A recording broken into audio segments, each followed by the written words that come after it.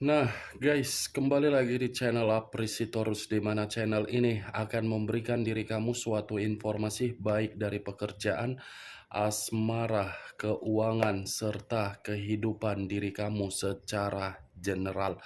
Sebelum saya memberikan suatu informasi dari berbagai aspek yang barusan saya katakan tadi, saya juga mengingatkan kepada teman-teman, informasi yang saya berikan terhadap diri kamu bukan suatu acuan untuk kamu ambil dan untuk kamu terima.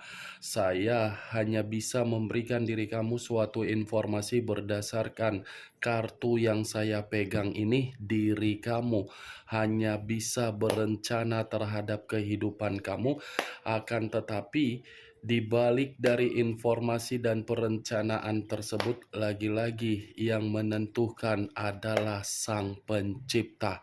Sebelum saya mengambil satu persatu kartu yang saya pegang ini secara acak, saya juga mengingatkan kepada teman-teman apabila ketemu dengan channel saya agar menekan tombol subscribe-nya dan menyalakan loncengnya supaya next video saya lebih semangat untuk memberikan suatu informasi baik terhadap kondisi energi kamu, manusia yang selama ini kamu prioritaskan, serta pihak ketiganya.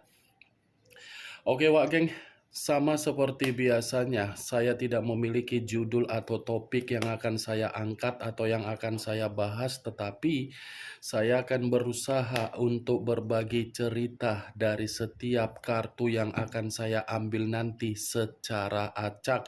Apakah cerita di balik dari kartu tersebut akan memberikan suatu gambaran yang bersifat positif atau kebalikannya? Kita langsung saja. Saya akan mengambil beberapa kartu, di mana kartu yang akan saya ambil nanti bisa saja bersifat resonate, bisa saja tidak bersifat resonate. Semuanya saya kembalikan terhadap pola pemikiran kamu, semuanya saya kembalikan terhadap situasi energi yang kamu miliki untuk saat ini.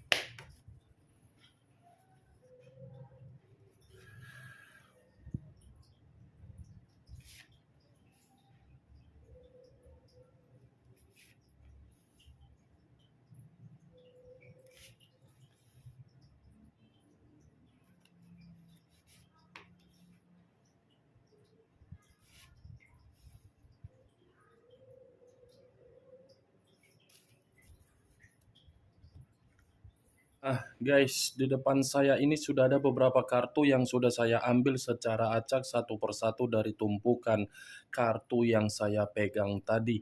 Apakah informasi atau cerita di balik dari kartu yang ada di depan saya ini akan memberikan suatu gambaran yang bersifat positif atau kebalikannya? Kita langsung terhadap kartu pertama. Muncul kartu ini. Sekali lagi saya mengatakan, muncul kartu yang saya pegang ini, di mana kemunculan kartu yang saya pegang ini seperti memberikan suatu isyarat atau berbicara terhadap kondisi satu energi, yang di mana kondisi energi tersebut untuk saat ini saya melihat dan saya merasakan sepertinya ada satu bentuk pergerakan, tetapi pergerakan ini berasal dari kondisi pemikiran.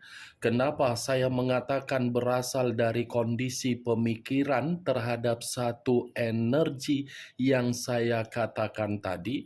Kemungkinan besar satu energi tersebut seperti menginginkan suatu bentuk kepercayaan terhadap diri sendiri, di mana kepercayaan tersebut agar bisa menikmati yang namanya situasi kebahagiaan kembali.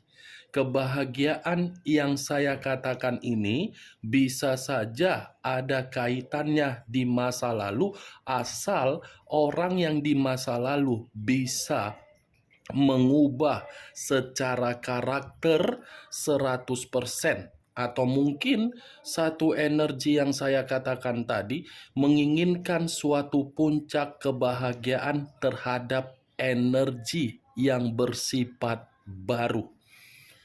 Karena ketika satu energi yang saya katakan tadi secara pemikiran untuk menginginkan yang namanya kebahagiaan, situasi di masa lalu, situasi yang penuh dengan kekecewaan yang begitu sangat menyedihkan. Kalau kartu ini saya arahkan terhadap posisi energi yang dimiliki oleh pihak lain atau orang lain serta mengesampingkan satu energi yang saya katakan tadi, kemungkinan kartu yang saya pegang ini masih berbicara secara karakter atau watak, di mana karakter atau watak yang dimiliki oleh pihak lain seakan-akan tidak mampu untuk menjamin atau tidak mampu untuk menghargai seseorang yang telah memberikan suatu investasi secara perasaan, di mana perasaan itu sangat-sangat tulus. Apa yang barusan saya katakan tadi bisa saja mengarah terhadap posisi energi kamu, dan apa yang barusan saya katakan tadi bisa saja mengarah terhadap posisi energi yang dimiliki oleh manusia yang selama ini kamu prioritaskan tetapi pergi meninggalkan diri kamu. Akan tetapi, sebelum saya memberikan suatu informasi terhadap kemunculan kartu yang saya pegang ini, terlebih dahulu saya akan mengarah terhadap diri kamu sebelum saya mengarah terhadap manusia tersebut.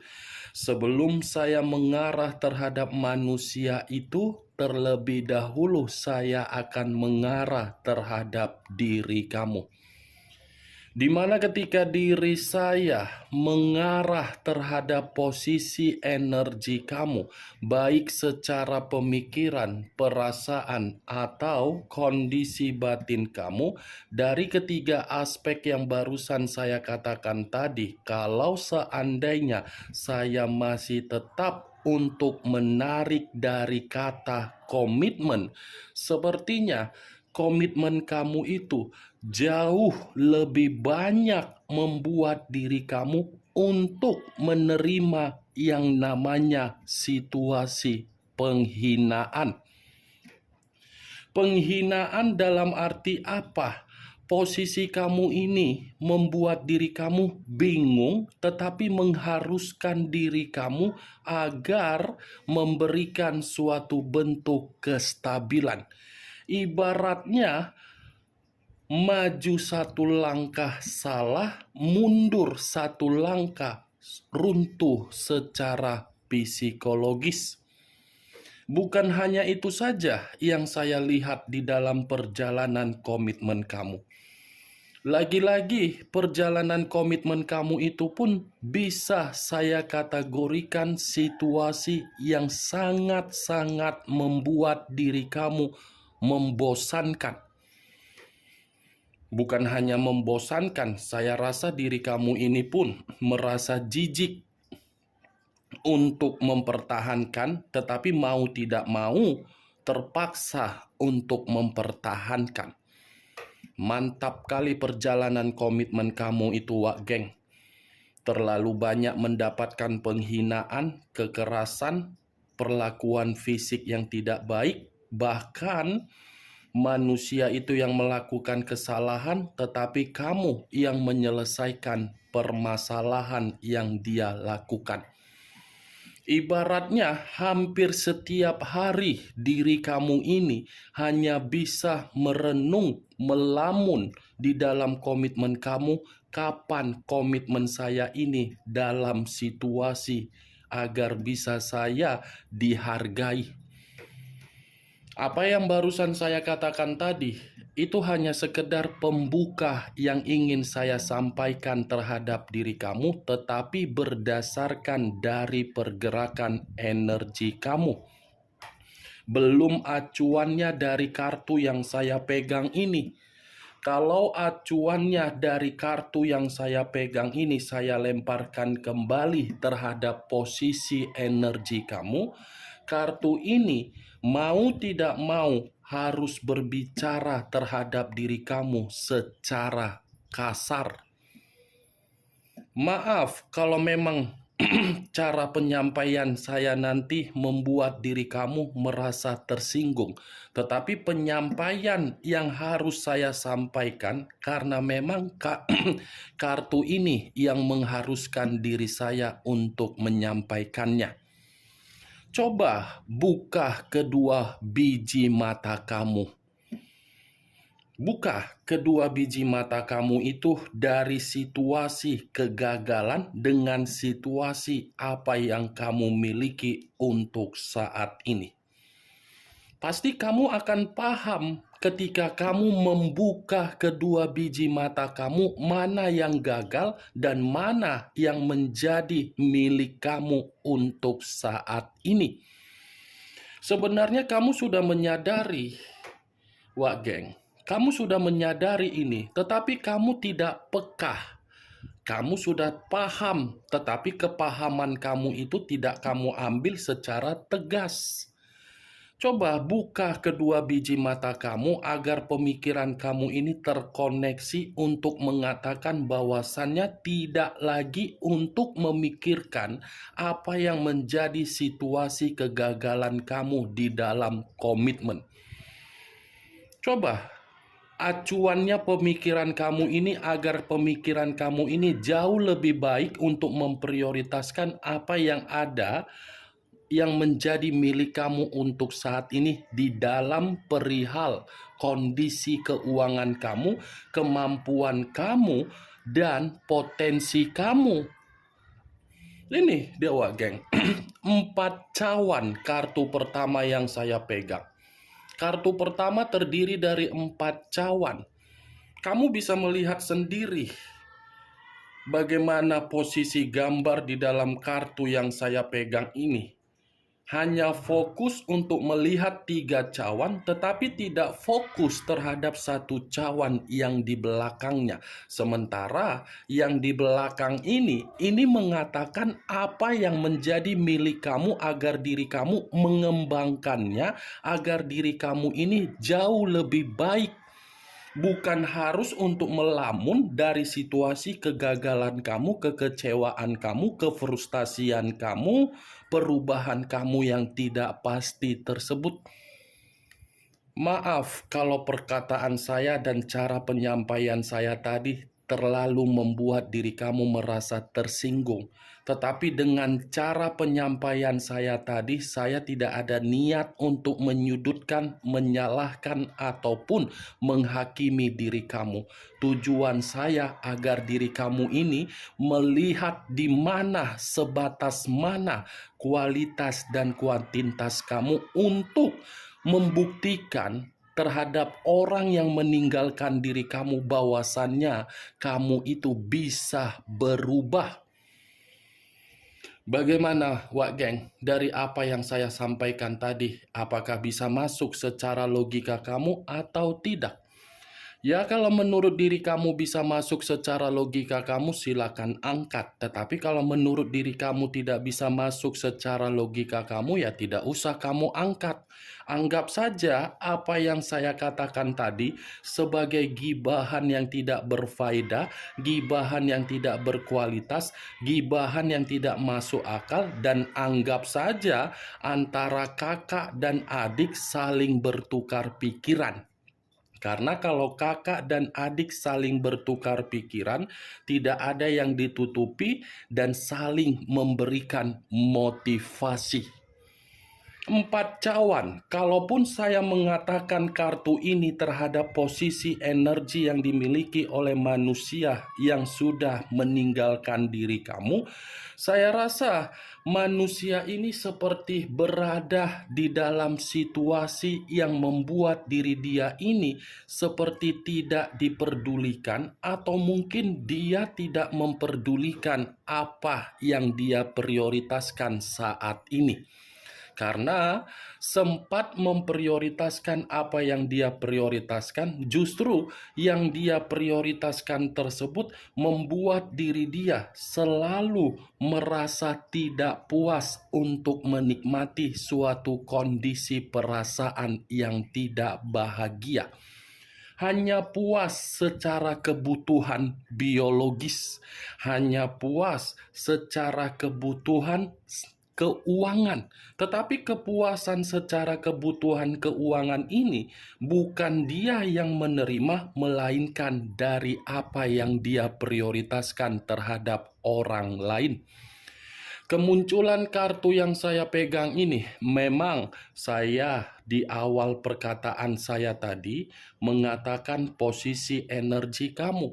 Tetapi bukan berarti saya ingin membahas mengenai energi kamu secara 100%. Yang ingin saya bahas dari energi manusia yang meninggalkan diri kamu. Tadi sudah satu sinyal yang saya katakan, apakah kartu yang belum saya bukakan ini akan mendukung kartu yang saya pegang ini atau bertolak belakang. Muncul 8 cawan. 8 cawan. Kalau saya mencoba untuk menarik satu cawan dari ke-8 cawan yang barusan saya katakan tadi, saya rasa satu cawan yang saya tarik ini menggambarkan karakter dia yang melepaskan, memisahkan, dan melarikan diri terhadap diri kamu. Saya mengatakan melarikan diri bukan berarti manusia itu memberikan diri kamu tanggung jawab, tetapi malah menyudutkan diri kamu dari tanggung jawab dia. Dia lari bukan menyelesaikan berbagai tanggung jawab terhadap diri kamu, malah memberikan diri kamu beban di dalam situasi tanggung jawab.